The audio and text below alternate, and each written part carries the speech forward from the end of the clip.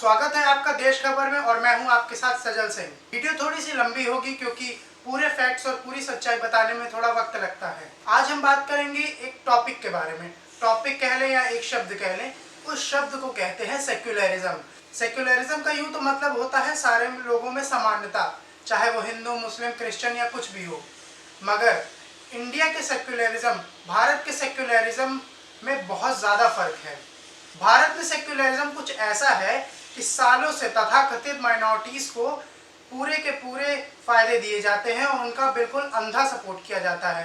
सारी freedom of speech, सारे freedom of expression, सारे ह्यूमन राइट्स सिर्फ उन्हीं के लिए लागू होते हैं, क्योंकि हिंदू समाज जो है वो माइनॉरिटीज़ में नहीं आता है, वो आता है ज़्यादा लेवल में भारत में। तो अगर उनसे कोई गलतियां होती हैं, अगर कोई हिंदू समाज के लोगों से गलतियां होती तो उनके लिए कोई फ्रीडम ऑफ स्पीच देखने को नहीं मिलती है। कहने को तो सब भाई भाई हैं, मगर अंदर ही अंदर कोई भी भाई भाई नहीं है। एक भाई ही दूसरे भाई का कत्ल करता है और एक भाई ही अपने भाई पर ईंटें पत्थर सारी चीजें चलाता है।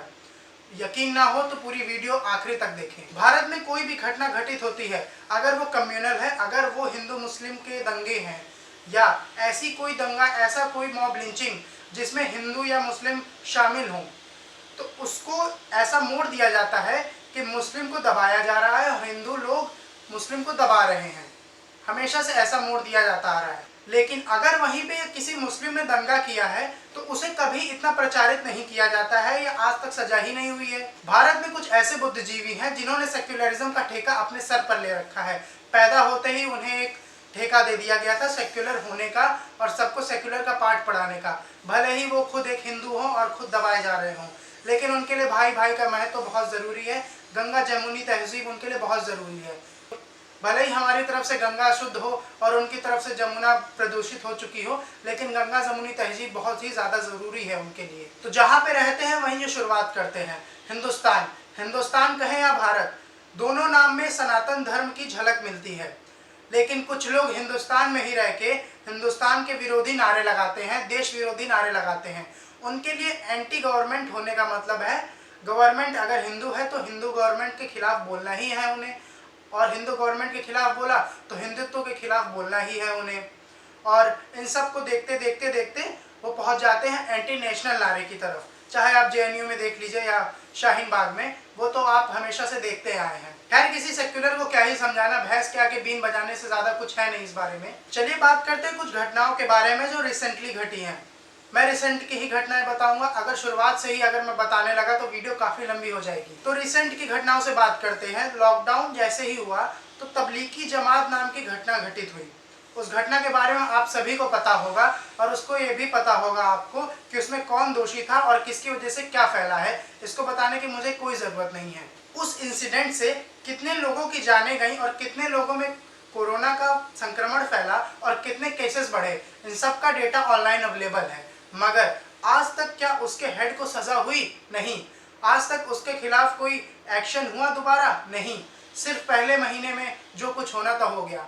मगर आप वहीं देखें तो हिंदू धर्म से रिलेटेड, योग से रिलेटेड बाबा रामदेव ने जहां एक पतंजलि की दवाई को दावा किया कि वो कोरोना को ठीक कर सकती है, भले ही वो इंटर रिलेटेड थी इम्यूनिटी से, भले ही उन्होंने नहीं निकाली हो, लेकिन जहां उन्होंने एक बात कही कि नहीं ये कोरोना ठीक कर सकती है, तो उस पर कितना बवाल हो गया। देश के कई शहरों से एफआईआर दर्ज हो गई बाबा रामदेव के खिलाफ और बहुत बहुत ज़्यादा बुरा बोला गया और उनके खिलाफ तो अब कोर्ट में केस भी चल रहा है।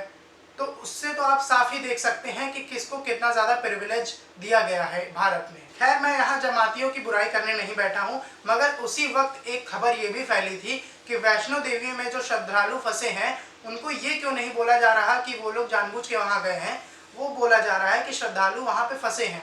तो आपको ये तो पता ही होगा कि वहाँ पे कोई हेड तो ऐसा है नहीं कि जो सबको ऐसे बुला के और कह रहा है कि आप विभिन्न जगह जाओ, प्रचार करो और प्रचार करते करते कोरोना का भी प्रचार कर दो।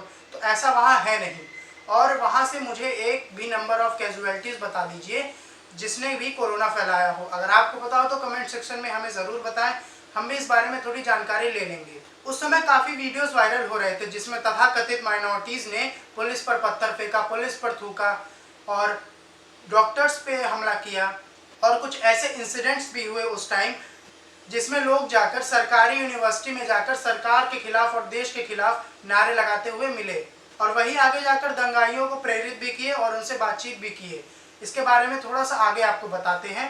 खैर, आपने मेवात नाम की जगह का तो सुना ही होगा। वहाँ पे आप ऑनलाइन सर्च कर सकते हैं कि किसको कैसे भगाया गया है और कौन वहाँ पे रह रहा है और उसे मिनी पाकिस्तान क्यों कहते हैं। चलिए बात करते हैं कुछ मीडिया इंडस्ट्रीज़ की, जिनके लिए माइनॉरिटीज़ की ज़िंदगी बहुत ही ज़्यादा मायने रखती है और बचे हुए लोगों की नहीं। एनडीटीवी नाम के एक फेमस चैनल ने 1 महीने पुरानी चार्जशीट चलाकर इस टाइम बवाल खड़ा कर दिया है। अब सवाल उठता है कि 1 महीने पहले की चार्जशीट क्या इनको आज तक मिली नहीं थी या इनको इस पर ध्यान नहीं गया था। बस उस चार्जशीट में ये खास है कि उस चार्जशीट में हिंदू लोगों का नाम है जो कि तथाकथित माइनॉरिटीज़ पर हमले किए हैं।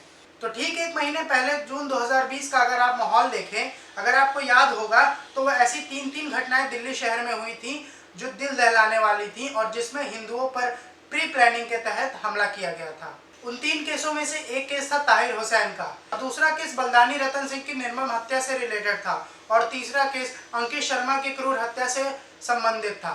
उस समय दिलबर नेगी से लेकर फैजल फारूक की राजधानी स्कूल के छात्रों की भी चर्चाएं हो रही थी। अब प्री प्लानिंग के तहत मस्जिदों के छतों पर और काफ़ी लोगों के छतों पर ईंटें, पत्थर, गुलेल, पेट्रोल बम्स, रॉड और काफ़ी चीज़ें ऐसी पाई गई जिससे आहत हो सकती है, जिससे किसी को बेहतरीन से बेहतरीन चोट पहुंचाई जा सकती है।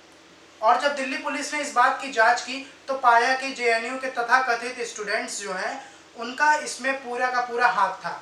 तो बाकी ये सब खबर तो कभी ब्रेकिंग न्यूज़ के स्टाइल में दिखी नहीं चैनल पर, खासकर उसी चैनल पर जिसकी मैंने शुरुआत में बात की है।